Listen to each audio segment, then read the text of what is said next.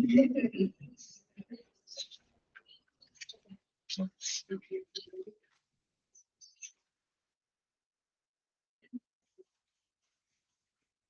afternoon. Good afternoon, ma'am. Good afternoon, ma'am. Good afternoon. Good afternoon, ma'am. ഷാനിക്ക് എങ്ങനെയുണ്ട്? അസുഖം മാറിയോ?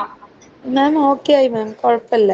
ഇടയ്ക്ക് വിട്ട് ഒരു ഹെഡേക്ക് ഉണ്ട്, അത് ശരിയാവുമായിരിക്കും. ആ മാം, പനി ഉണ്ടായിരുന്നു, ത്രോട്ട് പെയിനും ഉണ്ടായിരുന്നു, പിന്നെ ഹെഡേക്കും ഉണ്ടായിരുന്നു. അത് ക്ലൈമറ്റ് മാറിയോണ്ടേ എനിക്കത് ശരിയാവാണ്ട.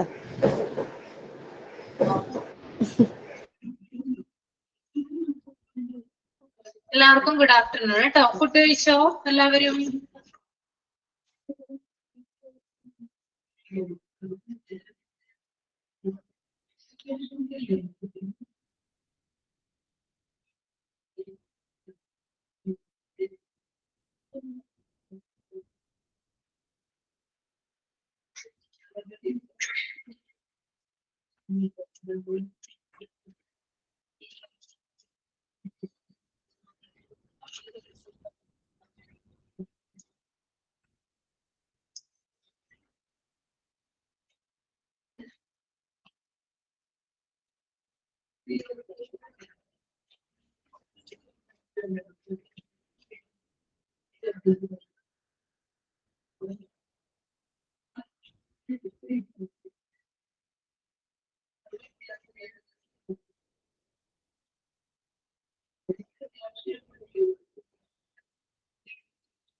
ഓക്കെ, അപ്പൊ നമുക്ക് സ്റ്റാർട്ട് ചെയ്യാം.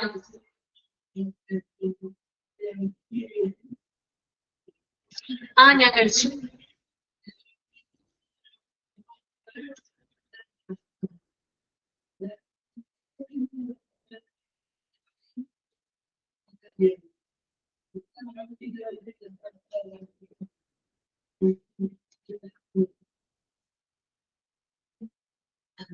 ഓക്കെ, അപ്പൊ നെക്സ്റ്റ് ഇനി പറയാനായിട്ട് പോകുന്നത് protocols for entry to the labour room. Labour റൂമിലേക്കുള്ള എൻട്രി, അതിനു വേണ്ടി എന്തൊക്കെ കാര്യങ്ങളാണ് നമ്മൾ ഫോളോ ചെയ്യേണ്ടത്, എന്തൊക്കെ കാര്യങ്ങളാണ് പാലിക്കേണ്ടതെന്നാണ് പറയുന്നത് കേട്ടോ. Okay, first point, entry to the labour room should be indirect, typically a buffer zone, requires to be made if possible to change of shoes, wear of mask and cap before getting into the labor room. അതായത് labour റൂമിലേക്കുള്ള entry എന്ന് പറയുന്നത് indirect ആയിരിക്കണം എന്നാ പറയുന്നത്. Direct ആയിരിക്കരുത്, indirect ആയിരിക്കണം. പ്രത്യേകിച്ചും ഒരു ബഫർ സോൺ അല്ലെങ്കിൽ ഒരു പ്രത്യേകമായിട്ടുള്ള ഒരു ഏരിയ ഉണ്ടാവും, അതിലേക്കൂടി ആയിരിക്കണം എന്ത് നടത്തേണ്ടത്, എൻട്രി നടത്തേണ്ടത്. പിന്നെ അതുപോലെ തന്നെ നമ്മള് ധരിച്ചു ചെന്നിട്ടുള്ള ഷൂസ് ഉണ്ടെങ്കിൽ അവിടെ എത്തുമ്പോൾ മാറ്റേണ്ടതാണ്. അതിനുശേഷം മാസ്കും അതുപോലെ തന്നെ ക്യാപ്പും ധരിച്ചിട്ട് വേണം എങ്ങോട്ട് എൻ്റർ ചെയ്യാനായിട്ട്, ലേബർ റൂമിലേക്ക് എൻ്റർ ചെയ്യാനായിട്ട് കേട്ടോ. ഓക്കെ, അപ്പോ ഇൻഡയറക്റ്റ് ആയിരിക്കണം എന്ന് പറയുന്നുണ്ട്, പ്രത്യേകിച്ചും ബഫർ സോൺ വഴി ആയിരിക്കണം എന്ന് പറയുന്നുണ്ട്. പിന്നെ ഷൂസ് ഉണ്ടെങ്കിൽ അത് ചേഞ്ച് ചെയ്യണം, അതുപോലെ മാസ്ക് വിയർ ചെയ്യണം, ക്യാപ്പും വിയർ ചെയ്യേണ്ടതുണ്ട്. രണ്ടാമത്തെ point, entry to the labour room should be permitted only to the pregnant woman, her birth partner, doctor, nurse, ANM on duty and other support staff. Cleaning staff should be allowed periodic entry. അതായത് labour റൂമിലേക്കുള്ള entry എന്ന് പറഞ്ഞാൽ എല്ലാ ആളുകൾക്കും കൊടുക്കുന്നതല്ല അല്ലെ. എല്ലാ വ്യക്തികൾക്കും labour റൂമിലേക്ക് എൻട്രി ചെയ്യാൻ സാധിക്കോ? പറ്റോ? എല്ലാവർക്കും പറ്റില്ല അല്ലെ. ആർക്കൊക്കെയാ പറ്റുന്നേ എൻട്രി? ആർക്കൊക്കെയാ കൊടുക്കുന്നേ?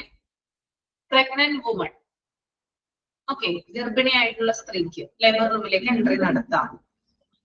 ഹർ ബർത്ത് പാർട്ട്ണർ അല്ലെ, എന്താണ്, ഹസ്ബൻഡിന് എന്ത് ചെയ്യാം, ലേബർ റൂമിലേക്ക് എൻട്രി ഉണ്ട്.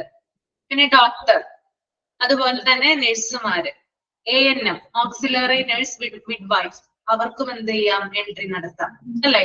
പിന്നെ സപ്പോർട്ടിംഗ് സ്റ്റാഫുകളായിട്ടുള്ള മറ്റു ആളുകൾക്കും എന്ത് ചെയ്യാം, എൻട്രി നടത്താവുന്നതാണ്.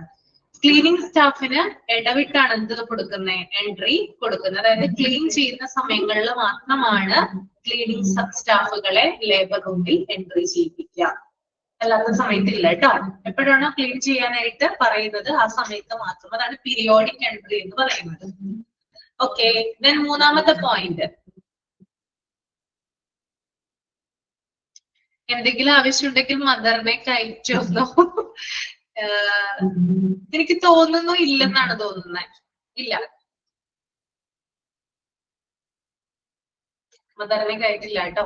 എന്റെ കേസ് വന്നപ്പോ എനിക്ക് എന്റെ അമ്മയെ കാണണമെന്നാ പറഞ്ഞത്, ഹസ്ബൻഡിനെ കാണണമെന്നല്ല പറഞ്ഞത്. പക്ഷെ ഡോക്ടർ സമ്മതിച്ചില്ല. അപ്പോ ആ സമയത്ത് കയറ്റില്ല. അതാണ്. പിന്നെ നമുക്കിപ്പോ അറിയാം, ഇപ്പൊ നമ്മൾ കൂടുതലും വീഡിയോസ് ഒക്കെ കാണാറുണ്ട് അല്ലെ. അതായത് ആ ഡെലിവറി സമയത്ത് ഹസ്ബൻഡ് കൂടെ ഉണ്ടാവും അല്ലെ. നമ്മൾ പറഞ്ഞിട്ടുണ്ട് ഡെലിവറി സ്യൂട്ട് ഉണ്ട് അല്ലെ. ആ സ്യൂട്ടിലൊക്കെ എന്താണ്, അവർക്ക് നിൽക്കാം, നിർബന്ധമായിട്ട് ഒരാൾക്ക് അവിടെ നിൽക്കാം എന്നുള്ളതാണ്. ഓക്കെ, അപ്പോ അങ്ങനെ. പിന്നെ അടുത്ത point, before getting into the room, slippers, cap and mask should be worn by all visitors including the companion.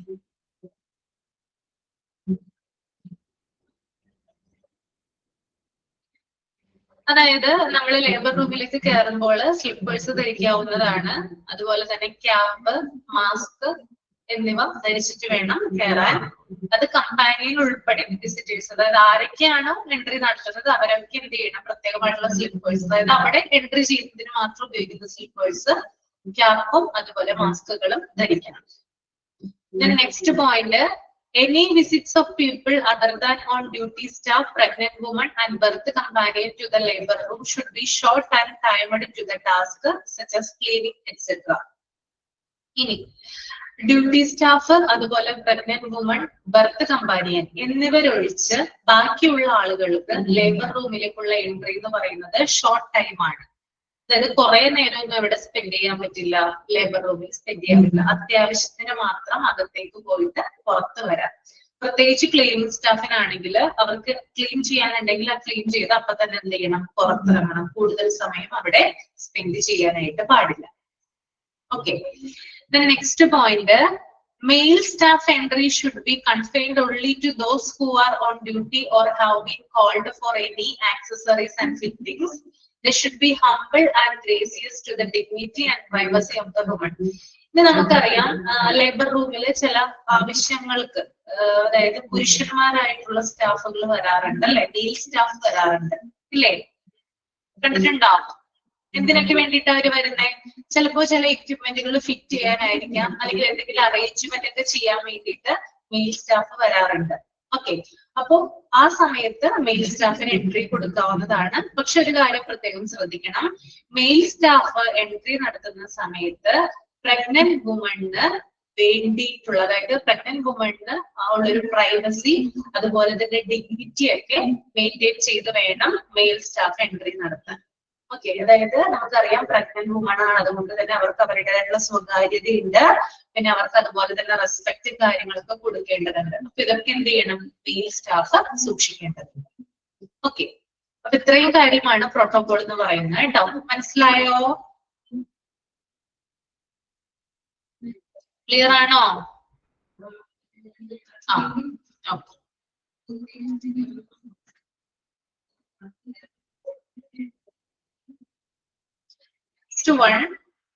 Last പോയിന്റോ, അതായത് മെയിൽ സ്റ്റാഫ് എൻട്രി നടത്താറുണ്ട്. അതായത് ചില പുരുഷന്മാരായിട്ടുള്ള സ്റ്റാഫുകൾ, അതായത് മെയിൽ സ്റ്റാഫുകൾ ലേബർ റൂമിൽ ചിലപ്പോൾ വരാറുണ്ട്. എന്തിനു വേണ്ടിയിട്ടാ? ചില കാര്യങ്ങൾ, ചില എക്യുപ്മെന്റുകൾ വർക്ക് ചെയ്തിട്ടുണ്ടോ എന്ന് നോക്കാനും ചില അറേഞ്ച്മെന്റ്സ് ഒക്കെ നടത്താൻ വേണ്ടിയിട്ടാണ് മെയിൽ സ്റ്റാഫ് വരുന്നത്. അപ്പൊ മെയിൽ സ്റ്റാഫ് വരുന്ന സമയത്ത് പ്രഗ്നന്റ് വുമണിന് പ്രൈവസി കൊടുക്കണം. അതായത് അവരുടെ പ്രൈവസിയും അവരുടെ ഡിഗ്നിറ്റിയും റെസ്പെക്ട് ചെയ്തുകൊണ്ട് വേണം എന്ത് ചെയ്യാൻ, മെയിൽ സ്റ്റാഫ് അവിടെ എൻട്രി നടത്താൻ. ഓക്കെ, അവർക്ക് വേണ്ടിയിട്ടുള്ള റെസ്പെക്ട് കൊടുക്കുക, സ്വകാര്യത കൊടുക്കുക എന്നൊക്കെ ഉള്ളത് ഒരു ഇമ്പോർട്ടന്റ് ആയിട്ടുള്ള ഒരു കാര്യമാണ്. എൻട്രി ഇല്ലെന്നല്ല പറയുന്നത്, മെയിൽ സ്റ്റാഫിന് എൻട്രി ഉണ്ട്, പക്ഷെ പ്രഗ്നന്റ് വുമണിന് ആവശ്യമായിട്ടുള്ള സ്വകാര്യതയും ഡിഗ്നിറ്റിയും ഒക്കെ ഉറപ്പുവരുത്തണം ഇവര്. ഓക്കെ, അതാണ് കേട്ടോ. Then protocols for working in the labor room.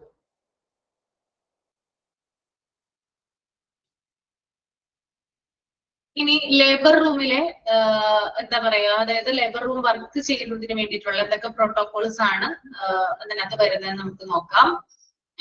All the staff must wear personal protectives at the time of performing delivery, and at all other times caps and masks must be worn. അതായത് എല്ലാ സ്റ്റാഫുകളും, labour റൂമിൽ work ചെയ്യുന്ന എല്ലാ സ്റ്റാഫുകളും എന്ത് ചെയ്തിരിക്കണം, അതായത് personal protective ആയിട്ടുള്ള എന്തൊക്കെയാ, മാസ്ക് ധരിക്കണം, അതുപോലെ തന്നെ ക്യാപ്പ് ധരിക്കണം, ഇങ്ങനെയുള്ള കാര്യങ്ങളൊക്കെ ശ്രദ്ധിക്കേണ്ടതുണ്ട്. ഡെലിവറി സമയത്ത് പ്രത്യേകിച്ചും ക്യാപ്പുകളും അതുപോലെ മാസ്കുകളും പ്രത്യേകിച്ച് ധരിക്കണം. എല്ലാ ടൈമിലും ലേബർ റൂമിൽ വർക്ക് ചെയ്യുന്നുണ്ടോ എല്ലാ സമയത്തും ക്യാപ്പുകളും മാസ്കുകളും പ്രത്യേകം ധരിച്ചിരിക്കണം എന്നാണ് പറയുന്നത്, അവിടെ വർക്ക് ചെയ്യുന്ന എല്ലാ സ്റ്റാഫുകളും. Then the second point, disposable sterile gloves should be used after accurate hand washing while examining on or the delivery. Protocol for infection prevention, adherence, sorting out and disposable in the bin should strictly be adhered, and the protocol poster should be wall mounted in the area where color coded bins are located. ഇവിടെ പറയുന്നത് delivery സമയത്തും, അതായത് നേരത്തെ പറഞ്ഞിട്ടുണ്ടായിരുന്നു, delivery സമയത്ത് മറ്റുള്ള എല്ലാ സമയങ്ങളിലും ക്യാപ്പുകളും അതുപോലെ തന്നെ മാസ്കുകളും ധരിച്ചിരിക്കണം എന്ന് പറയുന്നു. അതുപോലെ തന്നെ കൈകള് ശരിയായിട്ട് കഴുകിയതിനു ശേഷം മാത്രമാണ് ഗ്ലൗസ് ധരിക്കാനായിട്ട് പാടുള്ളൂ. കൈകള് പ്രോപ്പർ ആയിട്ട് വാഷ് ചെയ്യണം. വാഷ് ചെയ്തതിനു ശേഷം മാത്രമേ ഗ്ലൗസ് ധരിക്കാനായിട്ട് പാടുള്ളൂ. പിന്നെ പ്രഗ്നന്റ് വുമണിനെ പരിശോധിക്കുന്ന സമയത്തും അതുപോലെ തന്നെ ഡെലിവറി ടൈമിലും നിർബന്ധമായിട്ടും ഗ്ലൗസ് ധരിച്ചിരിക്കണം. ഓക്കെ. പിന്നെ അതുപോലെ തന്നെ ഇൻഫെക്ഷൻ തടയാനുള്ള മാർഗനിർദ്ദേശങ്ങൾ അഥവാ ഇൻസ്ട്രക്ഷൻസ് സ്ട്രിക്റ്റ് ആയിട്ട് ഫോളോ ചെയ്യേണ്ടതുണ്ട്. പ്രഗ്നന്റ് വുമൺ ഉപയോഗിച്ച വസ്തുക്കള് ശരിയായിട്ടുള്ള രീതിയിൽ വേർതിരിച്ച് കളർ കോഡഡ് ബിന്നിൽ സൂക്ഷിക്കണം.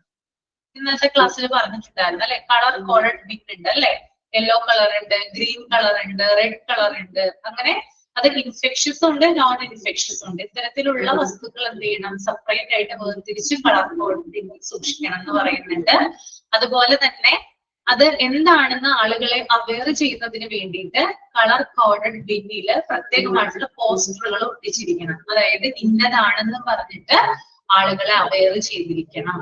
ഓക്കെ. ഇപ്പൊ ബിന്നുള്ള സ്ഥലം എവിടെയാണോ, ബിൻ വെച്ചിരിക്കുന്ന സ്ഥലം എവിടെയാണോ അവിടെ പോസ്റ്റർ, ചിലപ്പോ ബിന്നിൽ തന്നെ ആകാം, അല്ലെങ്കിൽ ബിന്നിരിക്കുന്ന ഭാഗത്തെ വോളിലാകാം, അവിടെ കൃത്യമായിട്ട് എഴുതി പിടിപ്പിച്ചിട്ടുണ്ടായിരിക്കണം എന്ത്, ഇന്നത് പോലെ ഉപയോഗിക്കണം. ഓക്കെ. അതാണ് കേട്ടോ അവിടെ പറയുന്നേ. മനസ്സിലായോ? ക്ലിയർ ആണോ? ഓക്കെ ആണ്. The last one, supervision for quality of care in the labor room.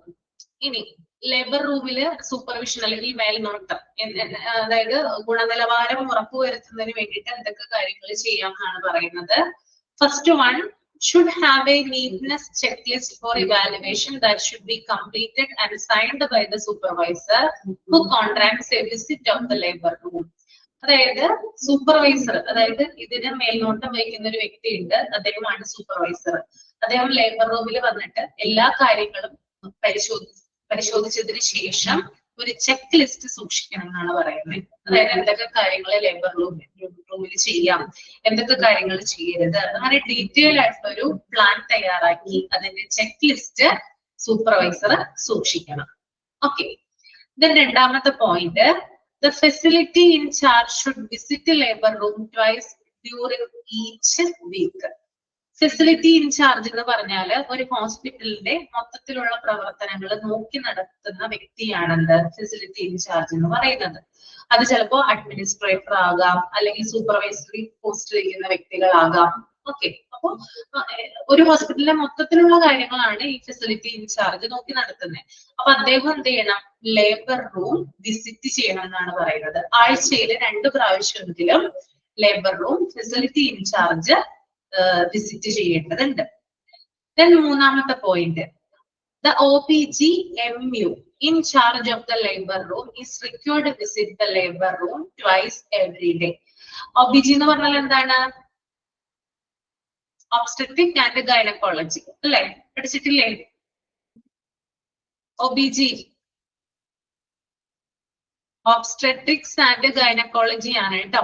MU എന്ന് പറയുന്നത് മെഡിക്കൽ യൂണിറ്റ് ആണ്. മെഡിക്കൽ യൂണിറ്റ് ആണ് MU. ഈ ലേബർ റൂമില് ചാർജുള്ള അതായത് ലേബർ റൂമില് ഓവറോൾ ചാർജുള്ള അതിന്റെ ഹെഡ് ആയിട്ടുള്ള ഒരു വ്യക്തി ഉണ്ടാകും. അദ്ദേഹം വന്നിട്ട് എന്ത് ചെയ്യണം? ദിവസത്തിൽ 2 പ്രാവശ്യമെങ്കിലും ലേബർ റൂം വിസിറ്റ് ചെയ്യണം. ഓക്കെ, അപ്പോ ലേബർ റൂമുമായി ബന്ധപ്പെട്ട ആ ഒരു ഡിപ്പാർട്ട്മെന്റിലെ ഇൻചാർജ് ആയിട്ടുള്ള വ്യക്തി ലേബർ റൂം ദിവസത്തിൽ 2 തവണ വിസിറ്റ് ചെയ്തിരിക്കണം. നാലാമത്തെ point, the nursing supervisor, nurse in charge should visit at least once in every shift. അതുപോലെ തന്നെ നഴ്സിംഗ് സൂപ്പർവൈസർ, നഴ്സിംഗ് അഡ്മിനിസ്ട്രേഷൻ പഠിച്ചിട്ടില്ലേ? നഴ്സിംഗ് അഡ്മിനിസ്ട്രേഷൻ അവിടെ നഴ്സിംഗ് സൂപ്പർവൈസറെ കാണാം അല്ലെ? ഓക്കെ, അപ്പൊ നഴ്സിംഗ് സൂപ്പർവൈസർ എന്ത് ചെയ്യണം? അവര് എല്ലാ ഷിഫ്റ്റിലും 1 തവണയെങ്കിലും ലേബർ റൂം വിസിറ്റ് ചെയ്യണം എന്നാണ് പറയുന്നത്. അഞ്ചാമത്തെ point, the supervisor should also analyze the availability of essential supplies and also make sure that all essential practices are being done suitably and in a timely manner. Supervisor എന്ത് ചെയ്തിരിക്കണം? അതായത് labour റൂമില് ആവശ്യത്തിനുള്ള equipments ഉണ്ടോ എന്ന് ഉറപ്പുവരുത്തണം. അതുപോലെ തന്നെ ഏതെങ്കിലും എക്യുപ്മെന്റുകൾ മറ്റും പ്രവർത്തിക്കാതിരുന്നു കഴിഞ്ഞാൽ അത് അതോറിറ്റിയുടെ ശ്രദ്ധയിൽപ്പെടുത്തണം. അങ്ങനെയുള്ള കാര്യങ്ങളൊക്കെ ചെയ്യേണ്ടതുണ്ട്. അത്യാവശ്യമായിട്ട് ഏതൊക്കെ എക്യുപ്മെന്റ് ആണ് അവിടെ പ്രവർത്തിക്കുന്നത്, ഏതൊക്കെയാണ് സ്റ്റോക്ക് ഉള്ളത്, ഇങ്ങനെയുള്ള കംപ്ലീറ്റ് കാര്യങ്ങൾ കളക്ട് ചെയ്യണം. Sixth, every month a labor room practice review meeting should be arranged at each facility where all staff involved in care in the labor room should take part. They should ponder on ways to improve the quality in the labor room. Feedback of supporting supervision should also be shared during these meetings. അതായത് എല്ലാ മാസവും labour room review meeting ഉണ്ടായിരിക്കണം. അതായത് labour റൂമുമായി ബന്ധപ്പെട്ട ഒരു review meeting നടത്തിയിരിക്കണം. എല്ലാ സ്റ്റാഫുകളും അതില് പങ്കെടുത്തിരിക്കണം. അപ്പൊ ഈ മീറ്റിംഗ് നടത്തുന്നത് എന്തിനാണ്? ലേബർ റൂമുമായി ബന്ധപ്പെട്ടിട്ടുള്ള ഗുണനിലവാരങ്ങൾ ചർച്ച ചെയ്യാനും അതുപോലെ തന്നെ ഫീഡ്ബാക്ക് ആളുകളിൽ നിന്ന് കളക്ട് ചെയ്യാനുമാണ് ഈ ഒരു മീറ്റിംഗ് അറേഞ്ച് ചെയ്യുന്നത്. ഓക്കെ, the labor room എന്ന് പറയുമ്പോൾ ലാസ്റ്റ് ഒരു പാരഗ്രാഫ് കൊടുത്തിട്ടുണ്ട്. Labour room should thus provide standardized and high quality service during childbirth, control of infection and safety are also vital factors looked into the labor room. Labour room എന്ന് പറയുമ്പോൾ അവിടെ high quality, ഉയർന്ന ഗുണനിലവാരത്തിലുള്ള സേവനങ്ങൾ കൊടുക്കുക എന്നുള്ളത് വളരെ important ആണ്. മാത്രമല്ല ഇൻഫെക്ഷൻ കൺട്രോൾ, സേഫ്റ്റി മുതലായിട്ടുള്ള കാര്യങ്ങൾ ലേബർ റൂമിൽ സൂക്ഷിക്കേണ്ടതുണ്ട്, അല്ലെങ്കിൽ ലേബർ റൂം മെയിൻറ്റെയിൻ ചെയ്യേണ്ട കാര്യങ്ങളിൽ ഒന്നാണ്. ഓക്കെ, ക്ലിയർ ആണോ? ഓക്കെ ആണ്.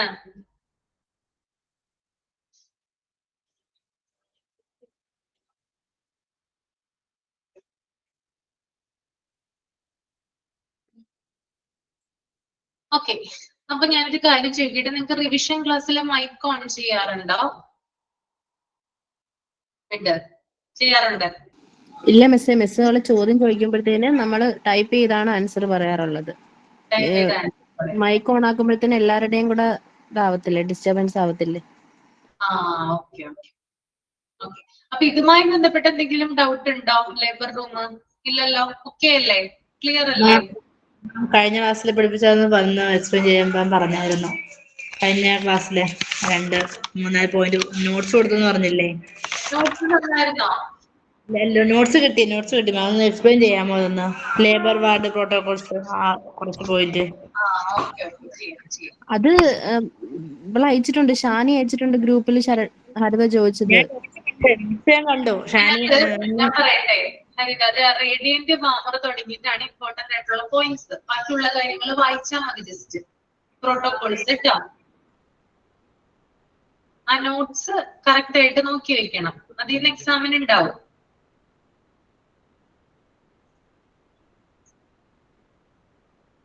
ഓക്കെ,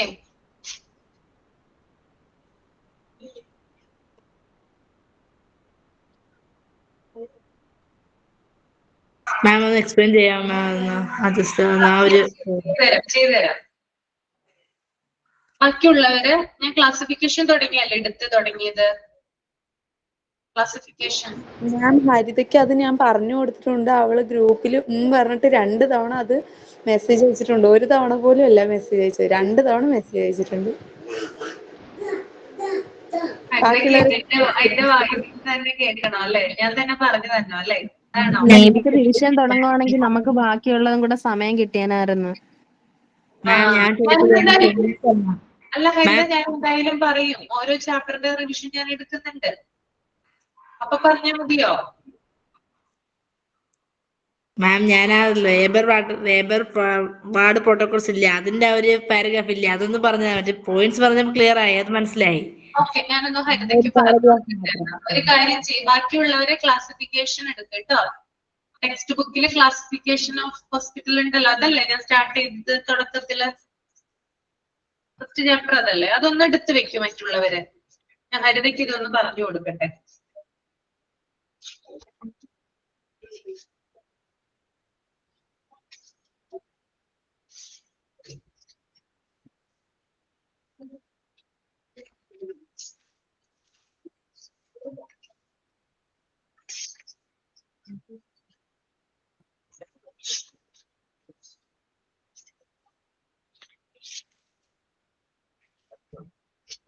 ഒരു സെക്കൻഡേ.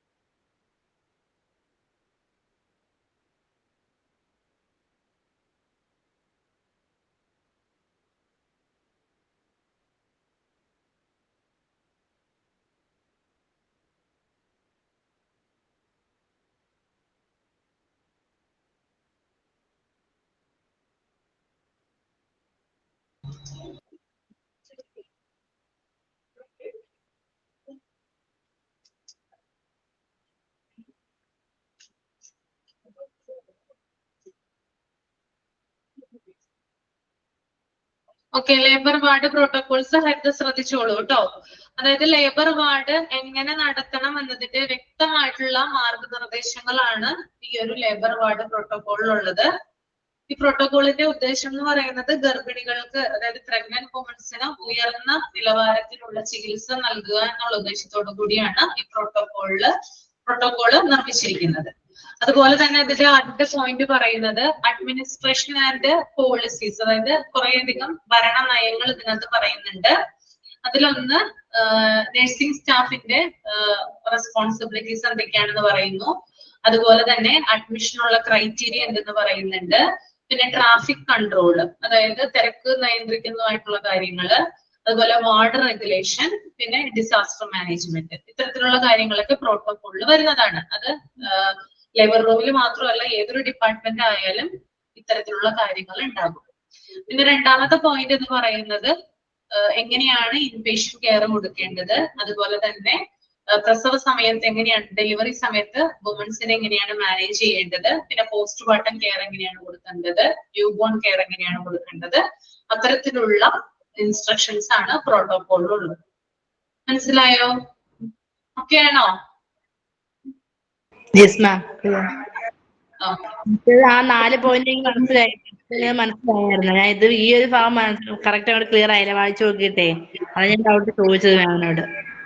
പിന്നെ പ്രോട്ടോകോളിൽ വരുന്നതാണെന്ന് ലേബർ ടേബിളിനെ കുറിച്ച് പറയുന്നുണ്ട്. അതൊരു ക്രൂഷ്യൽ എക്യുപ്മെന്റ് ആണ്. മനസ്സിലായി മാം. ആ സ്റ്റെറിലൈറ്റ്സിന്റെ അതും 4 പോയിന്റ് പറഞ്ഞ എക്സ്പ്ലെയിൻ മനസ്സിലായി. അത് ക്ലിയർ ആയി. വാട്സപ്പിൽ ഇട്ട് തന്നു, ഫർസാന ഇട്ട് തന്നായിരുന്നു. ക്ലിയർ ആയി. ഇത് ക്ലിയർ ആവാൻ ഞാൻ ചോദിച്ചത്. മാം പിന്നെ ആ മെഷേഴ്സ് ടു മെയിൻറ്റെയിൻ സേഫ്റ്റി ഇല്ല, അതിനകത്ത് അത്രയും പോയിന്റ്സ്. അത് ഈ ലേബർ റൂമിലെ കുറിച്ചുള്ള ആ ഒരു സേഫ്റ്റിയെ കുറിച്ചാണ് പറയുന്നത്. നമ്മളെ ലേബർ റൂമിലുള്ള ഒരു നടത്താൻ എന്തൊക്കെ കാര്യങ്ങളാണ് ഫോളോ ചെയ്യേണ്ടതെന്നാണ് പറയുന്നത്. സേഫ്റ്റി, സുരക്ഷയുമായി ബന്ധപ്പെട്ട് എന്തൊക്കെ കാര്യങ്ങൾ ഫോളോ ചെയ്യാം കേട്ടോ. അതൊന്ന് വായിച്ചു നോക്കിയാൽ മതി. നിങ്ങൾ ഒന്ന് എടുത്തു വെക്കാട്ടോ ക്ലാസിഫിക്കേഷൻ. ഞാനിപ്പോ വരാം, ഒരു സെക്കൻഡ്. ക്ലാസിഫിക്കേഷൻ ഓഫ് ഹോസ്പിറ്റൽ എടുത്തു വെക്കാട്ടോ. മൊഡ്യൂള് ഞാനൊന്ന് ഇടട്ടെ. മൊഡ്യൂൾ 2 ആണ് നടക്കുന്നത്. മോഡുല 1 ആ മാം.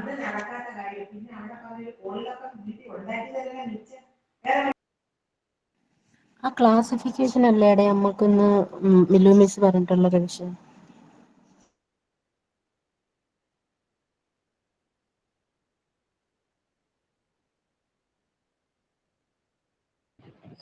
ഗ്രൂപ്പിൽ ആരേലും ഒന്ന്.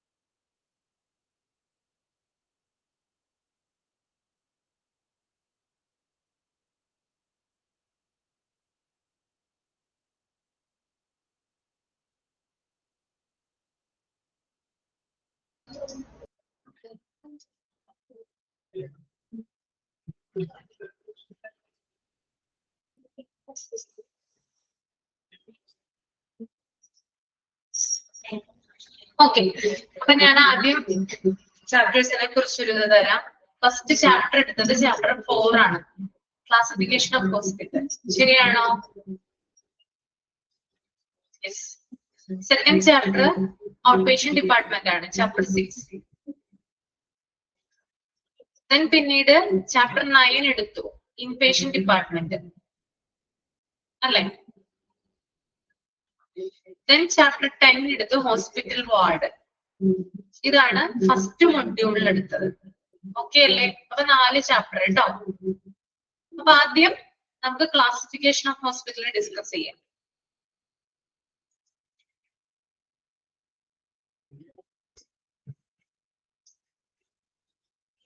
ഞാൻ പറയുന്ന ക്വസ്റ്റ്യൻസിന് ആൻസർ ഒന്ന് കമന്റ് ചെയ്യാനായിട്ട് ശ്രമിക്കുക കേട്ടോ. അപ്പൊ ഞാൻ ആദ്യം ഇമ്പോർട്ടന്റ് ആയിട്ടുള്ള പോയിന്റ്സുകൾ പറയാം. Classification of hospital first paragraph, അതായത് പാരഗ്രാഫ് എന്ന് പറയാൻ പറ്റില്ല, 2-3 സെന്റൻസ് ഉള്ള ഒരു ഇത് നിങ്ങൾ നോക്കുക. അതില് hospital can classified on following basis. അതിൽ സൈസ് കൊടുത്തിട്ടുണ്ട്, ലെവൽ ഓഫ് കെയർ കൊടുത്തിട്ടുണ്ട്, ക്ലിനിക്കൽ സ്പെഷ്യാലിറ്റീസ് കൊടുത്തിട്ടുണ്ട്, ഓണർഷിപ്പ് കൊടുത്തിട്ടുണ്ട്, സിസ്റ്റം ഓഫ് മെഡിസിൻ കൊടുത്തിട്ടുണ്ട്, ലെങ്ത് ഓഫ് സ്റ്റേ കൊടുത്തിട്ടുണ്ട് അല്ലെ. അപ്പൊ ചോദ്യം ഇങ്ങനെ ചോദിക്കാം, hospital can classified on the following basis dash. Okay, അപ്പോ ഒബ്ജക്റ്റീവ് ടൈപ്പ് ആണ് അല്ലെ. അപ്പോ എന്തായാലും ആൻസറിൽ ഈ ഒരു കാര്യങ്ങൾ ഉണ്ടാകും. സൈസ് ഉണ്ടാകും, ലെവൽ ഓഫ് കെയർ ഉണ്ടാകും, അല്ലെങ്കിൽ ക്ലിനിക്കൽ സ്പെഷ്യാലിറ്റീസ് ഉണ്ടാകും. ഏതെങ്കിലും 3 എണ്ണം കൊടുത്തിട്ട് ചിലപ്പോ ഓൾ ഓഫ് ദ എബോവ് കൊടുക്കാം. അപ്പൊ ഏതാണ് ആൻസർ വരിക? ഏതാണ് ആൻസർ വരിക? ഓൾ ഓഫ് ദ എബോവ് അല്ലെ? അപ്പൊ അതൊരു ക്വസ്റ്റ്യൻ ആണ്, നമുക്ക് അതിൽ നിന്ന് ക്വസ്റ്റ്യൻ ഉണ്ടാക്കാം അല്ലെ? ദെൻ രണ്ടാമത്തത്, നിങ്ങൾ തന്നെ ക്വസ്റ്റ്യൻ ഉണ്ടോ എന്ന് നിങ്ങൾ തന്നെ ഒന്ന് ആലോചിച്ച് നോക്കുക. ക്വസ്റ്റ്യൻ എങ്ങനെ നിങ്ങൾക്ക് ഈ പാരഗ്രാഫിൽ നിന്ന് ഉണ്ടാക്കാൻ പറ്റും. അപ്പൊ നിങ്ങൾക്ക് ഈസി ആയിട്ട് പഠിക്കാനായിട്ട് പറ്റും.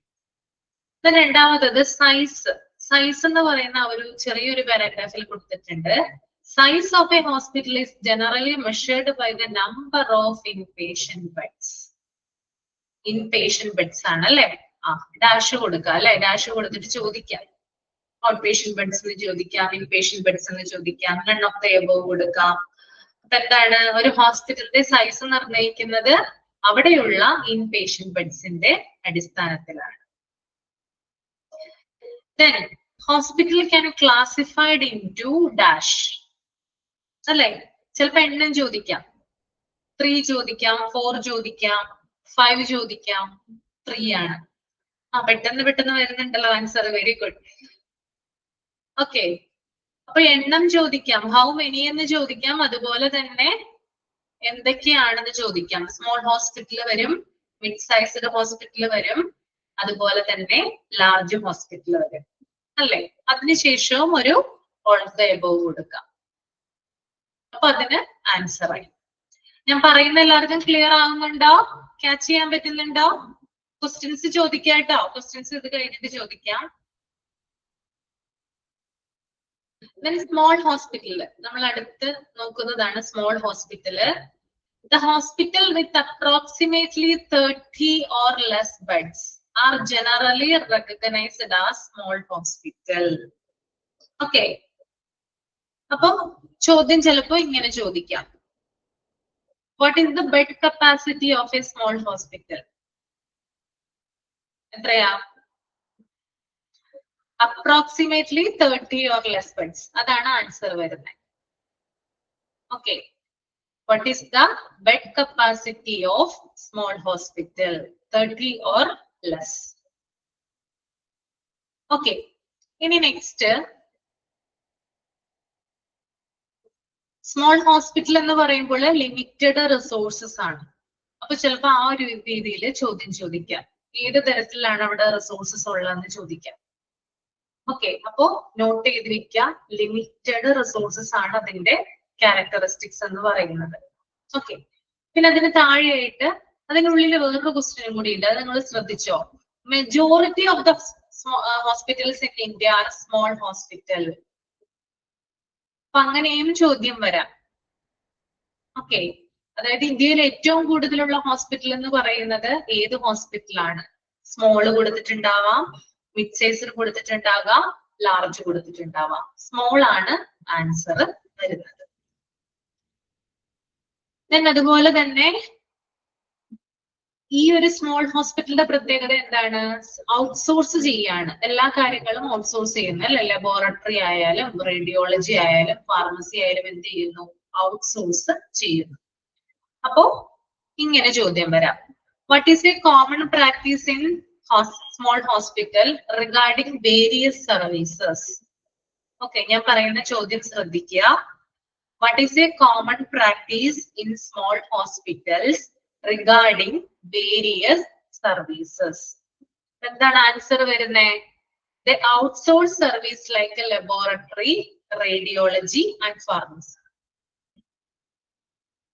ഓക്കെ, ഇതാണ് ആൻസർ വരുന്നത്. മനസ്സിലായല്ലോ? ക്ലിയർ അല്ലേ?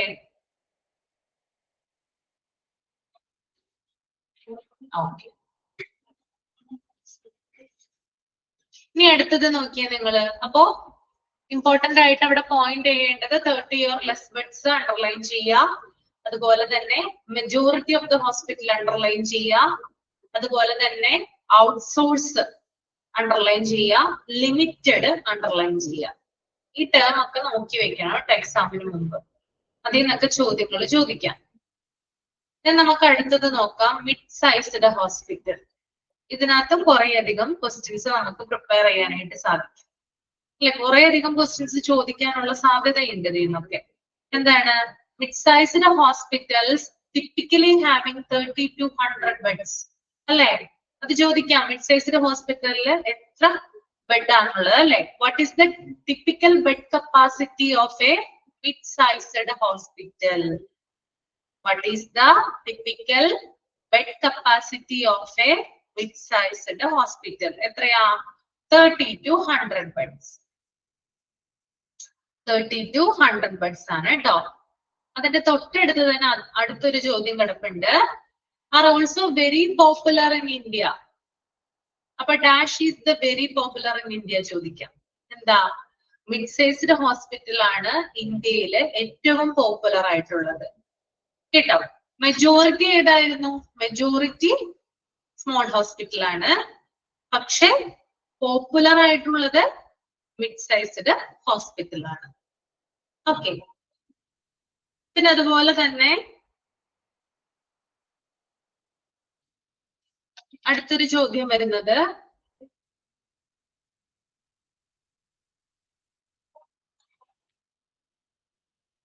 non-clinical services such as food service, laundry, housekeeping, etc.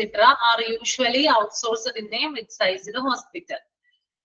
Okay, അതായത് what kind of services are usually outsourced in a mid-sized hospital? അങ്ങനെ ക്വസ്റ്റ്യൻ ചോദിക്കാം. ഞാൻ ക്വസ്റ്റ്യൻ ഒന്നും കൂടി പറയാം. What kind of services are usually outsourced in a mid-sized hospital? Non-clinical services such as food service and laundry. അതാണ് answer വരുന്നത് കേട്ടോ. Non-clinical services such as food service and laundry. Okay, പഠിച്ചു അല്ലേ? പഠിച്ചില്ലേ? സെറ്റ് ആയില്ലേ? ഓക്കെ അല്ലേ? Okay, ഇനി അടുത്ത് നമുക്ക് നോക്കാം ലാർജ് ഹോസ്പിറ്റൽ നോക്കാം കേട്ടോ. അവിടെയും ഇതേ ഡയറക്റ്റ് ആയിട്ട് ക്വസ്റ്റ്യൻ കിടക്കുന്നുണ്ട്, ആൻസറും കിടക്കുന്നുണ്ട്. എന്താണ്? Hospital with more than 100 beds recognised as large hospital അല്ലെ. How are large hospitals defined by their size? Size കൊണ്ട് അല്ലെങ്കിൽ വലിപ്പത്തിൽ ലാർജ് ഹോസ്പിറ്റലിനെ നമ്മൾക്ക് എങ്ങനെ ഡിഫൈൻ ചെയ്യാം? അപ്പൊ എന്താ ഉത്തരം വരുന്നേ? ഹോസ്പിറ്റൽസ് വിത്ത് മോർ ദാൻ 100 ബെഡ്സ്. 100 കിടക്കുകളിൽ കൂടുതലുണ്ടോ അതിനെ നമുക്ക് ലാർജ് ഹോസ്പിറ്റൽ എന്ന് പറയാനായിട്ട് സാധിക്കും. More than 100 beds. Okay, very good. The next one, very often these hospitals offer multiple specialty and super specialty services. അപ്പൊ ഇതിന്റെ പ്രത്യേകതയാണ് എന്ത്? മൾട്ടിപ്പിൾ സ്പെഷ്യാലിറ്റിയും സൂപ്പർ സ്പെഷ്യാലിറ്റിയും കൊടുക്കുന്നത് അല്ലേ. അപ്പോ ചോദിക്കാം, what kind of services do large hospital offer? അങ്ങനെ ചോദിക്കാം. എന്ത് തരം സർവീസസ് ആണ് കൊടുക്കുന്നത്? മൾട്ടിപ്പിൾ സ്പെഷ്യാലിറ്റി അല്ലെങ്കിൽ സൂപ്പർ സ്പെഷ്യാലിറ്റി. ഓക്കെ,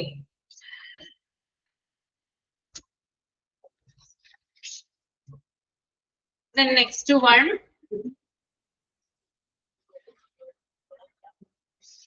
ഈ പോയിന്റ് ഒന്ന് അണ്ടർലൈൻ ചെയ്യാം കേട്ടോ. Large hospitals have plentiful resources to handle large number of patients and complex health issues. അതൊന്ന് അണ്ടർലൈൻ ചെയ്യാം കേട്ടോ.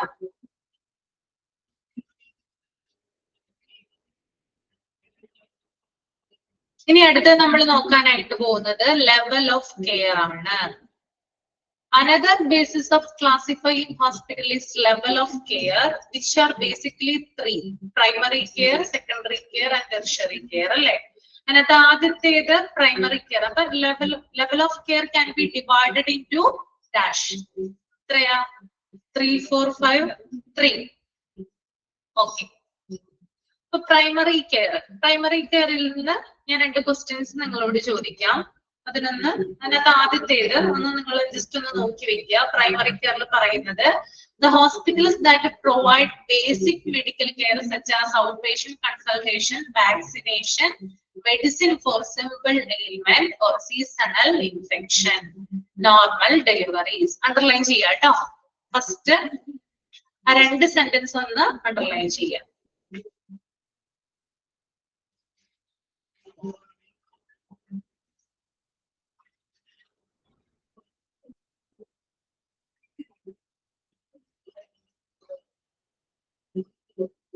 ഓക്കെ, അപ്പൊ ഇങ്ങനെയാണ് ചിലപ്പോ അതിന്റെ ചോദ്യം വരിക.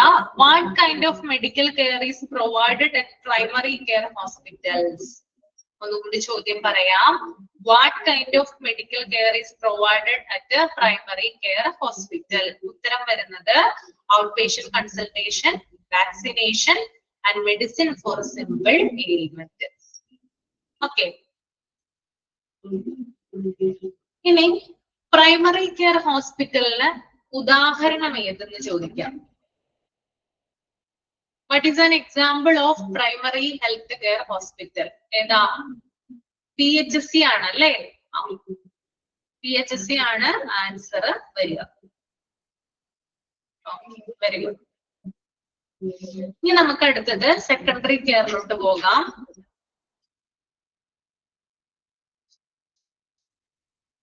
സെക്കൻഡറി കെയറിൽ നമ്മൾക്ക് നോക്കാനുള്ളത്, these are hospitals that offer medical care which is one level higher than primary care. Such hospitals will offer treatments such as general surgery, non-complex specialty surgeries, basic intensive care, clinical procedure, cesarean delivery, etc. അതൊന്ന് underline ചെയ്യാം കേട്ടോ.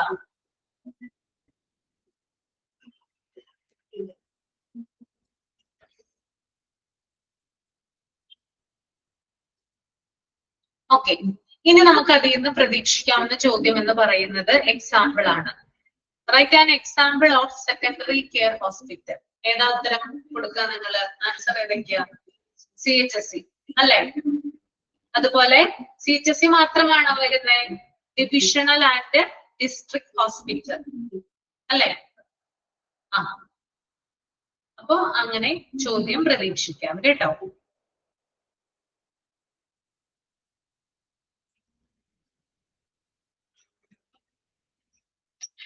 ഇനി നമുക്ക് tertiary കെയറിലോട്ട് പോവാം. അതിനകത്ത് first one, these are hospitals with the most advanced level of care. അതൊന്ന് underline ചെയ്യാം കേട്ടോ.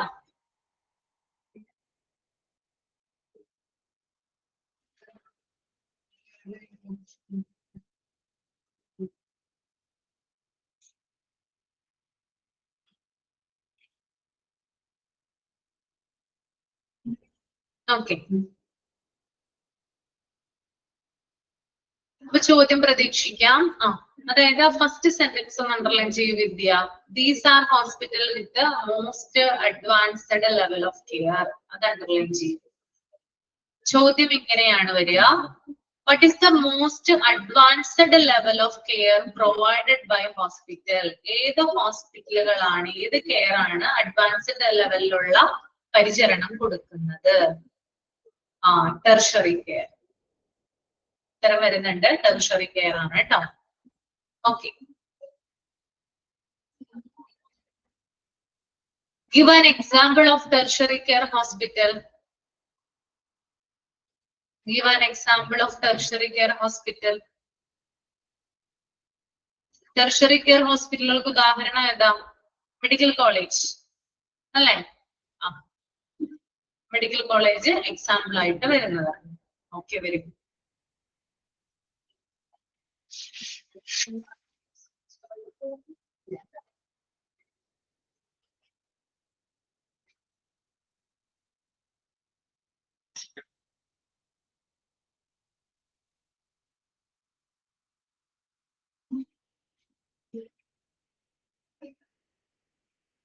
ഇനി നെക്സ്റ്റ് ഇമ്പോർട്ടന്റ് ആയിട്ടുള്ള ഏരിയ ഓണർഷിപ്പ് ആണ് കേട്ടോ. On the basis of ownership, hospital can be divided into dash.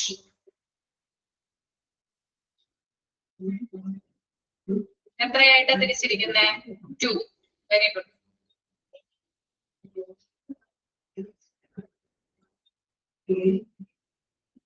What is mean by public hospital? What is mean by public hospital?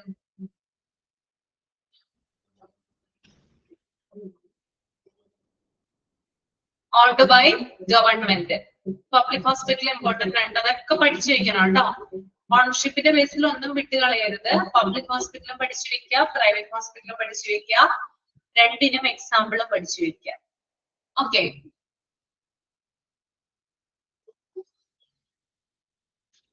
Write an example of central government hospital. Central government ഹോസ്പിറ്റലിന് ഉദാഹരണം എഴുതുക. ഏതൊക്കെ പറയും നിങ്ങള്? ഏതൊക്കെയാ പറയാ? PGI. Okay, PGIയുടെ full form പറയാമോ? PGIയുടെ ഫുൾ ഫോം ചോദിക്കും കേട്ടോ. PGI ഫുൾ ഫോം ചോദിക്കും. AIIMS. Post graduate institute. പിന്നെ AMSന്റെ full form all India institute of medical science. Okay.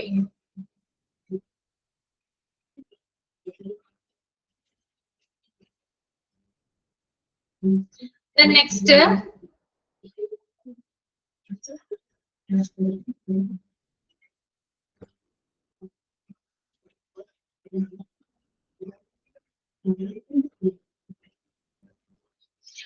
അടുത്തത് ചോദിക്കാം, state government hospital. Give an example of state government hospital. ഏതാണ് ഉത്തരം വരിക? ആൻസർ വരിക ഏതാ?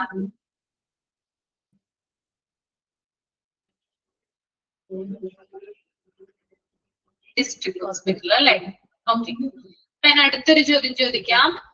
Dash hospital those managed by district administration.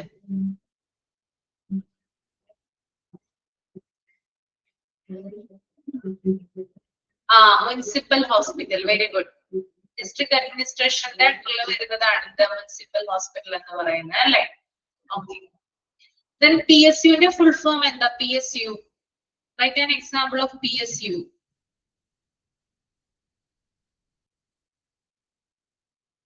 PSU. Public service unit അല്ലെ? Public sector unit. Public sector unit എന്നാണ് കേട്ടോ. Public sector unit. Okay. then അടുത്തത് private hospital ആണ് അല്ലെ? പ്രൈവറ്റ് ഹോസ്പിറ്റലിൽ ചോദിക്കാൻ വേണമെങ്കിൽ the hospital that they have the business purpose എന്നിട്ട് ഡാഷ് കൊടുക്കാൻ വേണമെങ്കിൽ അല്ലെ? അപ്പോ സെക്ടർ യൂണിറ്റ് ആണ് കേട്ടോ. Public sector unit. Public sector unit എന്നാണ് കേട്ടോ. ഓക്കെ. ബിസിനസ് പർപ്പസിന് വേണ്ടി പ്രവർത്തിക്കുന്ന ഹോസ്പിറ്റലിന്റെ പേരെന്താ?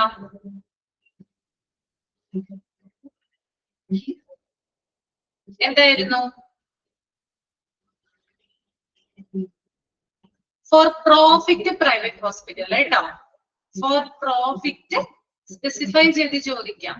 ഫോർ പ്രോഫിറ്റ് പ്രൈവറ്റ് ഹോസ്പിറ്റൽ ആണ് കേട്ടോ. Okay. Next, hospitals that have owned by private company. ഏതാ വരിക? Dash hospitals owned by private company, corporate. Okay. അപ്പൊ അത്രയും കാര്യങ്ങളൊന്നും അവിടെ നോക്കി വെക്കുക കേട്ടോ.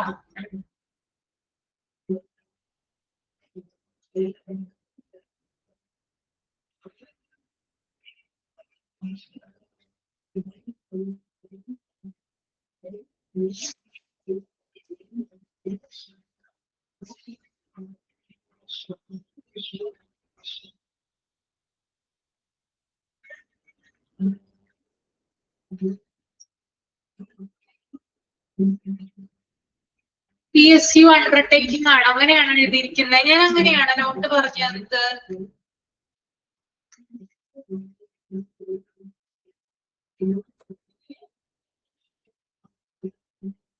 അണ്ടർടേക്കിംഗ് എന്നാണ് നോട്ട് പറഞ്ഞു തന്നത്. പബ്ലിക് സെക്ടർ യൂണിറ്റ് എന്നല്ലേ സ്കൂളിൽ പഠിച്ചത്? അങ്ങനെയാണ്.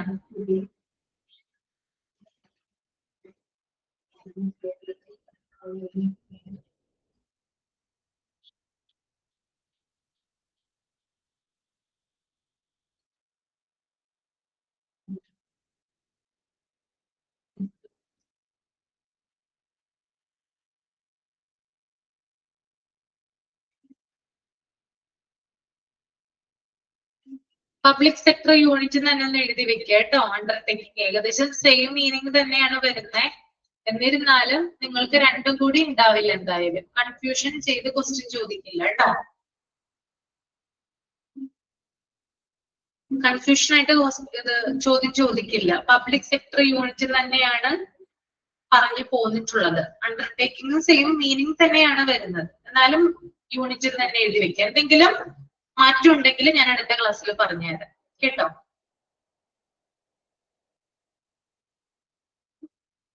നോട്ട് ഫോർ പ്രോഫിറ്റ് ഹോസ്പിറ്റലിൽ ചോദിക്കാൻ സാധ്യത കുറവാണ്.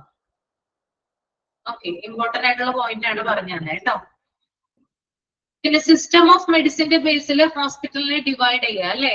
On the basis of system of medicine hospital can be classified into Ayurveda, homeopathy, Unani അല്ലെ. നമുക്ക് ചിലപ്പോൾ ഓൾ ഓഫ് ദ എബോവ് ഇട്ട് ക്വസ്റ്റ്യൻ വരാം. അപ്പൊ അതൊന്ന് നോക്കി വെക്കണം കേട്ടോ. ഇനി അടുത്തത് ലെങ്ത് ഓഫ് സ്റ്റേ ആണ്, ഇമ്പോർട്ടന്റ് ആണ് കേട്ടോ. അതിനകത്ത് ഞാൻ ചോദ്യം പറയാം. In a short stay hospital, a patient is typically admitted for what period? 1 or 2 days up to 20 days. Okay, 1 or 2 days up to 20 days.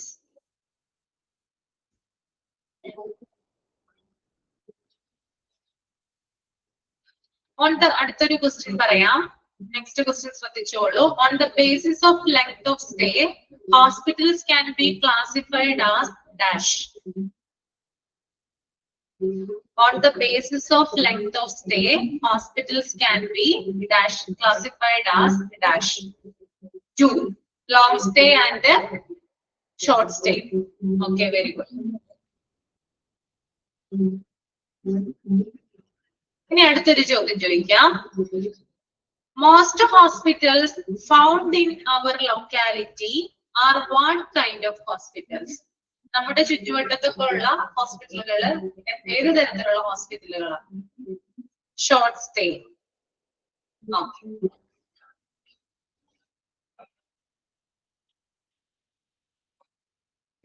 Next ഒരു ക്വസ്റ്റ്യൻ ചോദിക്കാം അതിന്ന് തന്നെ. Which type of hospitals are considered long stay hospitals? ഏതൊക്കെ ഹോസ്പിറ്റലുകളെ ആ long stay ഹോസ്പിറ്റലുകളായിട്ട് പരിഗണിക്കുന്നത്? Mental hospital, rehabilitation centres, geriatric care centre അല്ലെ. ഇത്തരത്തിലുള്ള ഹോസ്പിറ്റലുകളെയാണ് long stay ഹോസ്പിറ്റലായിട്ട് പരിഗണിക്കുന്നത്. ഓക്കെ, ഇനി നെക്സ്റ്റ് ഒരു ക്വസ്റ്റ്യൻ ചോദിക്കാം. Long stay hospitals are typically built to provide what kind of environment? ഏത് തരത്തിലുള്ള എൻവയൺമെന്റ് ആണ് ലോങ് സ്റ്റേ ഹോസ്പിറ്റൽ തരുന്നത്? Home like environment. ഓക്കെ, PHSCയുടെ ഫുൾ ഫോം എന്ന് പറഞ്ഞേ. PHSCയുടെ full form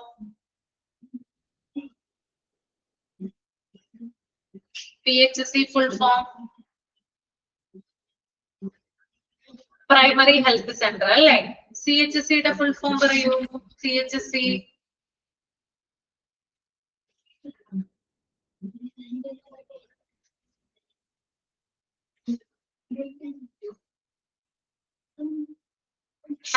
health centre. Okay, very good.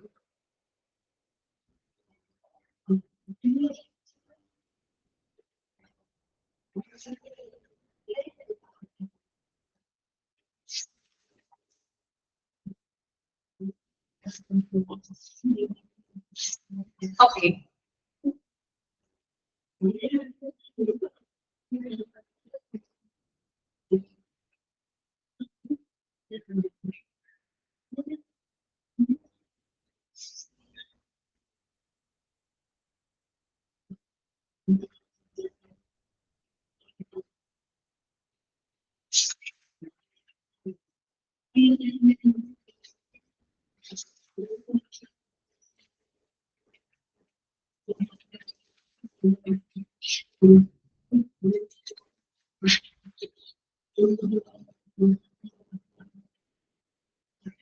Which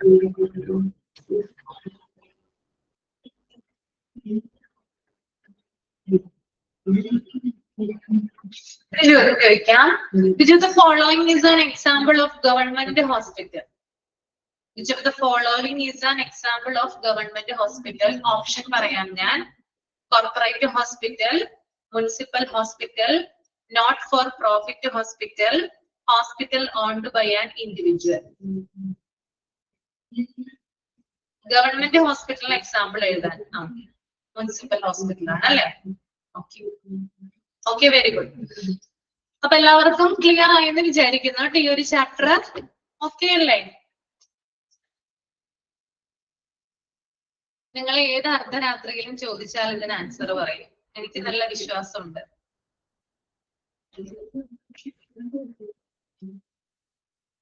okay, അപ്പൊ നമ്മുടെ ചാപ്റ്റർ 4 ഇവിടെ റിവിഷൻ കഴിഞ്ഞു. ഇനി നെക്സ്റ്റ് ക്ലാസ്സിൽ ചാപ്റ്റർ 6 അതുപോലെ തന്നെ ചാപ്റ്റർ 9, 10 ഈ 3 ചാപ്റ്ററുകൾ അടുത്ത ക്ലാസ്സുകളിലായിട്ട് പറയും. ഓക്കെ, ചിലപ്പോൾ ഇത്രയും എക്സ്പ്ലനേഷൻ ഉണ്ടാവില്ല, കാരണം ഇനി എനിക്ക് ആകെ 2 ക്ലാസ്സുകളെ കിട്ടുള്ളൂ. ഒന്ന് മൺഡേ കിട്ടും, പിന്നെ 12 ടീച്ചറിന്റെ ഒരു ക്ലാസ് കിട്ടാനുണ്ട്. അപ്പൊ ആ 2 ക്ലാസ്സുകളിലായിട്ട് റിവിഷൻ തരാമെന്നാണ് വിചാരിക്കുന്നത്. അപ്പൊ ബാക്കിയുള്ള ചാപ്റ്റേഴ്സ് അടുത്ത ക്ലാസ്സുകളിൽ ഡിസ്കസ് ചെയ്യാം കേട്ടോ. മതിയല്ലോ? എല്ലാവരും സാറ്റിസ്ഫൈഡ് അല്ലേ? ഓക്കെ ആണ്? ഇമ്പോർട്ടന്റ് പറഞ്ഞാൽ മതി എന്നല്ലേ? ഇമ്പോർട്ടന്റ് പോയിന്റ് പറഞ്ഞുതരാം. എന്നിട്ട് ആദ്യം ഇമ്പോർട്ടന്റ് പോയിന്റ്സ് ആദ്യം പറഞ്ഞുതരാം, എന്നിട്ട് അതിൽ നിന്ന് ക്വസ്റ്റ്യൻസ് ചോദിക്കാം കേട്ടോ. അപ്പൊ വൈൻഡപ്പ് ചെയ്യുവാണ് കേട്ടോ. Thank you. Okay, thank you so much. Next ക്ലാസ്സിൽ കാണാം.